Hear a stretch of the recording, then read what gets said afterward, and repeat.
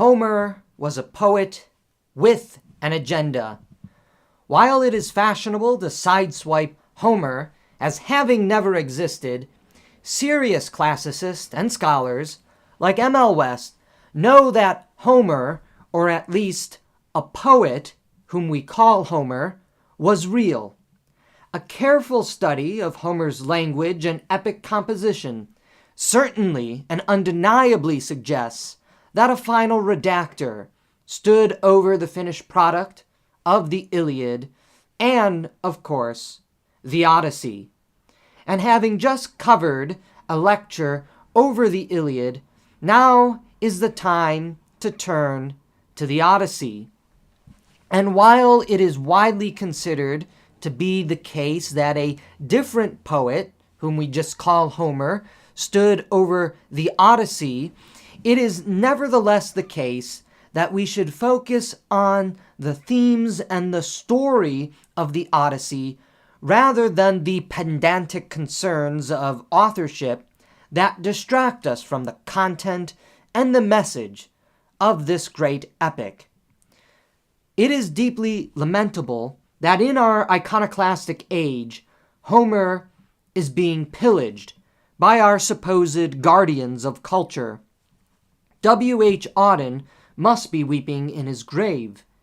It is now commonplace to hear that Homer glorified violence, toxic male masculinity, and represents the fountainhead of everything to be despised in today's humanities department, the dead white European male. Such views do a great injustice to Homer, for Homer does soar above all latter literati because of his upending of the Hesiotic masculine fantasy and giving to posterity the quintessential heroic ideal of love embracing death that has moved all subsequent great art and stories. The Homeric revolution was, first and foremost, a call to the power and redemptive ability of love, Achilles and Patroclus, Hector and Andromache, Priam and Hector, Achilles and Priam, and of course, perhaps most famous of all, Odysseus and Penelope. The Homer of the Iliad is the first humanist in the West and advanced, as we covered in our lecture on the Iliad, a song of love and forgiveness. The Homer of the Odyssey, as we know, articulates the song of the returning husband and the restoration of the family, a great trope, theme, and one story so common and now replete throughout our culture. Taken in continuity, the Trojan War begins in marital infidelity and is only ended through marital fidelity. Quite the Odyssey, all things considered. The humanism of the Iliad is retained in the humanism of the Odyssey. Our epics sing of mortal men and the deeply flawed passions rather than the gods and immortality, as Hesiod does in the Theogony. The torch of human love is passed from Hector, Priam, and Achilles to Odysseus, Telemachus, and Penelope in this continuity of heroic humanisms in the Homeric epics. Homer was concerned with composing an epic, a poem that subtly challenged the violent heroism praised by Hesiod. As mentioned, the Iliad is not an epic of hyper-masculinity and war, as it can easily and superficially appear to be at first glance. Rather, it is a grand love poem of cosmic scope and proportions. For the Iliad is not merely a love story like a romance between two individuals, but a love story that brings forth salvation and healing in the cold and dark cosmos governed by lustful strife, war, and rape. The heroic ideal in the Iliad, exemplified by Hector, Patroclus, and Achilles, stand in stark contrast to their other heroic foils who have their feet firmly planted in the Hesiodic cosmos. Diomedes, Menelaus, and Agamemnon. Homer's Iliad, therefore, presents a subtle critique of the martial greatness in contrast to loving and forgiving kindness, the highest expression of heroism, which we see in the end of the Iliad, when Priam comes to Achilles, and Achilles extends his arm, his hand of forgiveness. This idea of love is picked up through the song of the man of twists and turns.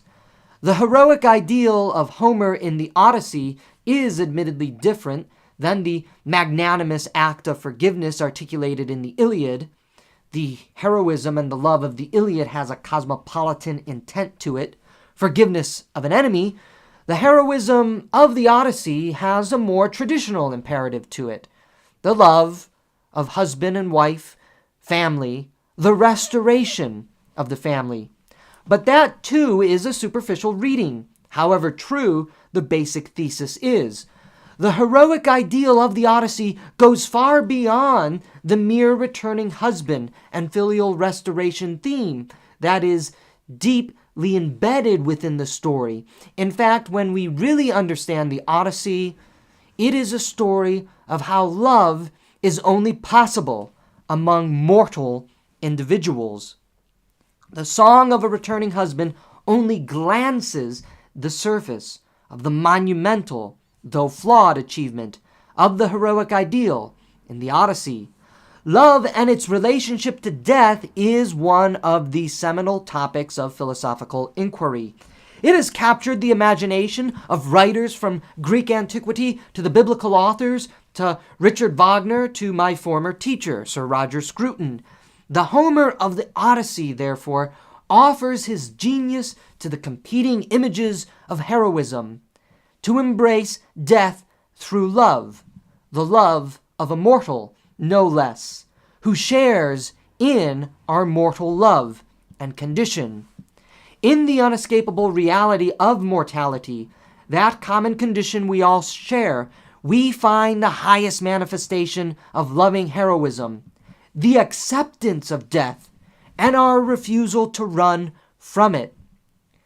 Sing to me of the man muse, the man of twists and turns, driven time and again off course, once he had plundered the hallowed heights of Troy.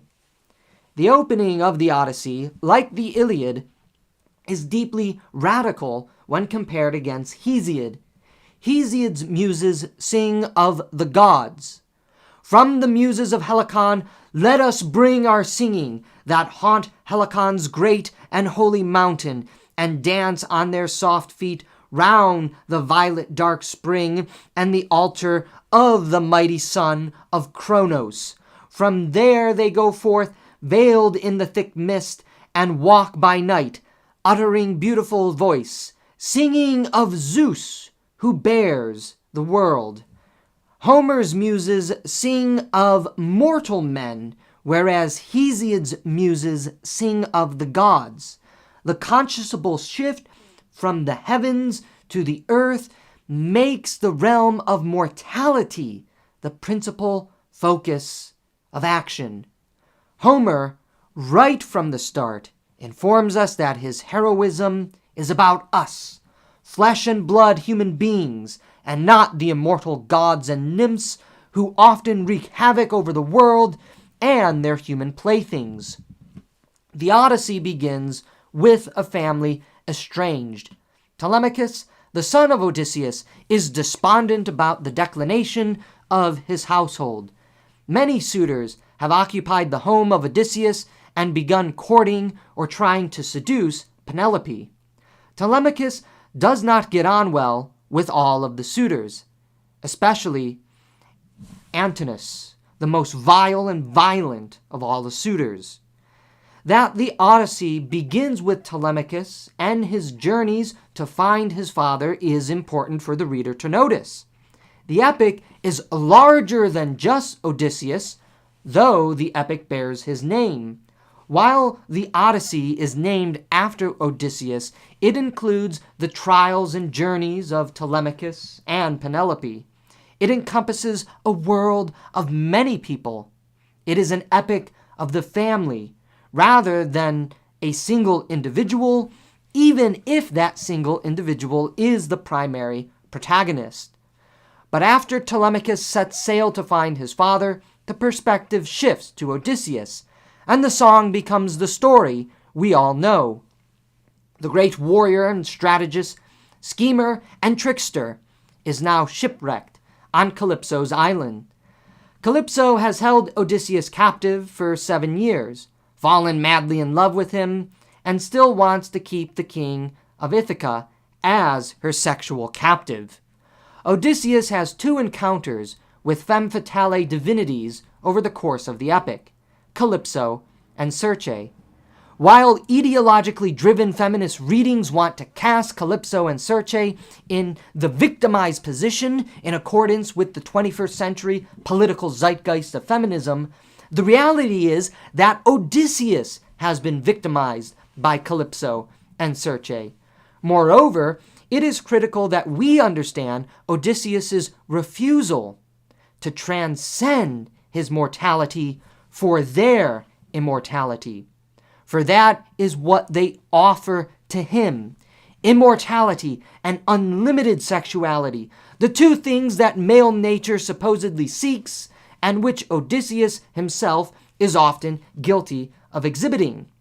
Odysseus has before him the fantastical dream of every man: immortality, and immortality with sex. He ultimately gives that up for mortality with his family. It is also fashionable, considering the straightforward narrative that you can read, to condemn Odysseus for his infidelity to Penelope. Penelope, who has wasted away her prime, the prime of her life, with her husband gone, remains faithful to Odysseus throughout the narrative. Yet so too does Odysseus's yearning heart seek restoration with Penelope, despite his elopement with the gods. Odysseus, as the great classicist Eva Braun noted, does overcome the temptations of Calypso and Circe. He remains, despite his own problems, trials, and tribulations, a dutiful husband, brushing away transcendent transfiguration for the fleeting nature of mortality. Love with Penelope ultimately calls Odysseus home. But why? The Odyssey is a story about a story. It is a song of heroic pilgrimage. Once we recognize that Odysseus shuns immortality and embraces the decaying reality of Ithaca, of Penelope and Telemachus, we realize that it is a journey to death, accompanied by love that makes death worthwhile. For the love that Odysseus embodies is the love that makes death painless. It is the love that brings serenity amid chaos, darkness, and death that Odysseus seeks. Now we begin to see that the Odyssey is more than a song about finding a home, returning to a home, or the homestead, the returning husband, as is fashionable from the conservative and traditional readings of the epic. It is, in fact, deeper and more profound than that. The real heroism sung of in the Odyssey is the acceptance of mortality, our human nature, the embrace of love in death. For death and love go together and are the fullest reality of human nature. Odysseus can be a sexual captive, a sexual slave to the goddesses. He spurns this sexual immortality for the fleeting heartbeats of Penelope and Telemachus. The heroism that is extolled in the Odyssey is the heroism that embraces mortal nature against the phantasmagoria of transcendence, a heroism that embraces the imperfect beauty of this world rather than the illusory beauty of the divines. When Odysseus makes landfall and is taken to the Phaeacians, he recounts his adventure to the intrigued court. Odysseus, as we know from the Iliad, was one of the heroes of the Trojan War. He played a prominent role in the destruction of Troy. Yet that is not what Odysseus tells his hosts, or at least this is not what Homer wants to retell within the Odyssey. Instead, he recounts the Odyssey of twists and turns that has led him to their island. He sings of the trials and tribulations of his turned tragic sojourn.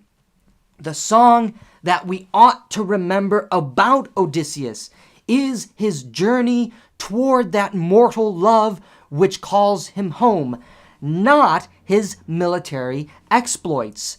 If the Homer of the Odyssey wanted to praise the martial virtue and military exploits of Odysseus, he had every opportunity to do so. Instead, our poet sings of the heroism of the binding reality of mortal love. It is a love that sees Telemachus search for his father, while Penelope remains true to her wedding vows despite all the pressures thrust unto her by the suitors.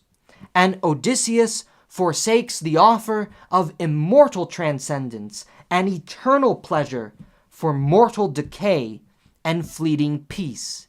It is far more heroic, Homer is asserting through the epic, to embrace the realities of mortal love than masculine, gory glory or eternal sexual pleasure with the gods. The song of heroic mortality and filial love reaches its climax in the underworld. Odysseus journeys into the realm of the dead and meets the heroes of the Trojan Wars and the temptations of sexual desire. There, Odysseus meets Agamemnon, Ajax, and Achilles. He also sees the ghosts of many of the most beautiful women in Greek lore. Conversing with Agamemnon about his demise, the king of the Mycenaeans exclaims, "Odysseus, mastermind of war, I was not wrecked in the ships when Lord Poseidon roused some punishing blast of storm winds, gust on gust, nor did ranks of enemies mow me down on land. Aegisthus hatched my doom and my destruction. He killed me, he with my own accursed wife." Agamemnon warns against the woman's trust.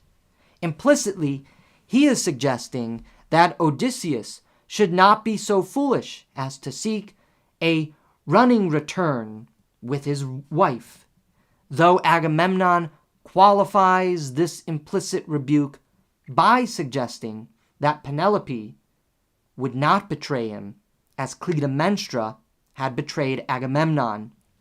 Then, talking to Achilles, the reality of the embrace of love and death under the bond of family is brought to the fore. Odysseus showers Achilles, that terror of the Trojans, with praise. Achilles rebuffs. He rejects the military praise Odysseus gives him. Achilles says the most memorable lines of the poem. "I'd rather slave on earth for another man," he says, "some dirt-poor tenant farmer who scraps to keep alive, than rule down here over all the breathless dead. But come, tell me the news about my gallant son." Achilles, far from having satisfaction in ruling over all the breathless dead and the military praises showered on him by Odysseus, is a grieving and wounded soul, because he had abandoned his family and now seeks to hear the news of his gallant son. Odysseus obliges and tells the great killer what he wants to know. But what Achilles desires, too late for him, however, is not immortal fame, but mortal love. Love in the family.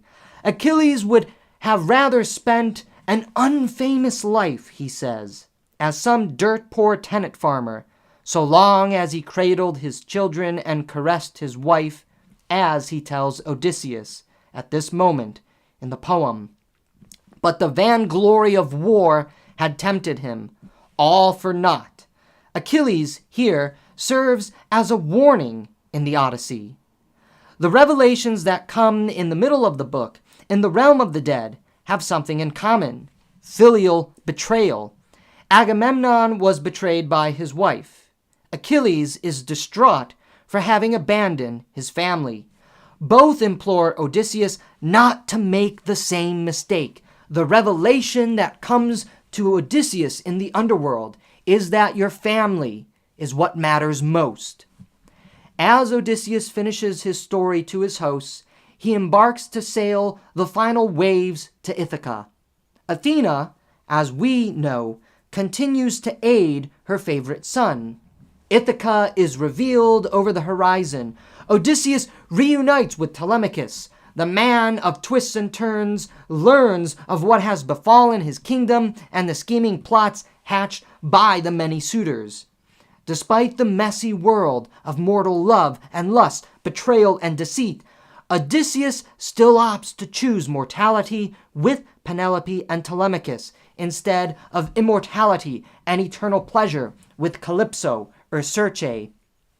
As in the Iliad, the Odyssey is radical in its humanistic disposition, once properly understood. The gods factor prominently, just like before, but the gods are neither the subjects of praise, as in Hesiod, nor the subjects of our salvation. Instead, what is praised is the choice of a man, guided by Athena, admittedly the virgin goddess of wisdom, to choose love and death with his family, rather than eternal and immortal bliss with the fleeting shadows of the divines. Athena's relationship to Odysseus is not divine providence. The fact that she is the goddess of wisdom is to be understood, tremendously so by the reader. The wisdom that she represents is the wisdom of the choice of Odysseus. Wisdom was rejecting the gods and the goddesses, rejecting Calypso and Circe, and embracing the family, embracing mortal love with Telemachus and Penelope. After all, that is how the poem ends. Odysseus reclaims his home by vanquishing the suitors. Athena comes to restore peace at the poem's conclusion. The wisdom of Odysseus's actions and his choice is what brings peace at the end. Odysseus is reunited with his family, and the long, arduous Trojan War and all its associated labors and pains have finally come to an end. Though the poem ends on this note of peace, the implied ending, as we've been mentioning, is far more dramatic than the peace orchestrated by reason or Athena. Odysseus, as we know, is mortal, as are Penelope and Telemachus. The immortal fame of Odysseus is not in his martial exploits, his military glory, but his forsaking of transcendence for mortality. The hero's embrace of his mortal nature is the highest manifestation of the heroic spirit, according to Homer, and that is what he wanted us to remember through the Odyssey. And what guides this embrace of mortality, this running to death? Love. Odysseus would rather die in love than live in servitude and a slave to passions. And rather than sing about the Odysseus who was a great warrior, Homer sings to us that song of Odysseus choosing to die in love rather than live forever in such a way. Mortality makes love meaningful because it creates an imperative for love, whereas the immortality of love offered by the divines leads to enslavement, an end to that imperative offered through our mortality. It is precisely this dichotomy that Homer brings to the fore in Odysseus's many twists and turns as he navigates the empty world of loveless immortality, whatever its comforts, back to the world of loving mortality, despite its hardships and inevitable death. The love offered by Calypso and Circe is no love at all. Their divinity is their unreality. Only the mortal flesh of another human heart can satiate Odysseus's yearning heart. The universality of the Odyssey is not in its political message, but in its metaphysical message. And this is why Homer is now scorned by the literary and cultural establishment. We live in a world that shuns metaphysics for the pure and pathetic ideologies of the political zeitgeist. But Homer stands as an enduring challenge to that farce. The political heroes are all dead. Agamemnon, Ajax, Achilles, Aegisthus, Clytemnestra. Political entities rise and fall. Troy is destroyed. Mycenae is in ruins, and Ithaca, in Homer's time, is far from the fabled kingdom associated with Odysseus. Mortal love, however, a love between humans, in contrast to political glory, is what is heroically sung about in the epic of twists and turns. Twists and turns of the human heart, but twists and turns that lead us to embrace who we are. Mortal lovers fated to die in each other's arms, but in the tender, caressing hold of a lover, all the worries of the world dissipate in that blissful serenity offered in love. That is the most heroic ideal we can live, and it is open to everyone, from dirt-poor tenant farmers to kings and queens and everyone else in between. The Homer of the Odyssey gives us the first great epic that calls us to embrace mortal love as our greatest calling, as the reality of our human nature. The Odyssey portrays for us the universal twists and turns of the human heart common to all, its desire for transcendence, but the renunciation of that illusory phantasmagoria for the warm reality of human embrace, an embrace that inevitably leads to our death, yes, but a death that is more heroic than anything achieved by those who burn the walls and the city of Troy. Homer calls us home. That home is more than a piece of land and more than a title of kingship. It is where the heart finds its embrace of the mortal other, destined to decay and die, but decay and die together in a loving embrace of serenity as we watch the sun set for the final time. There is nothing more heroic than that, and it is fitting that the Homeric journey, which began in marital infidelity, comes to a heroic conclusion in marital fidelity. Where lust led to war in the beginning, love leads to peace at the end. Love is the only way home. Love is the only reality that brings peace, and that is what Homer in the Odyssey is really singing about.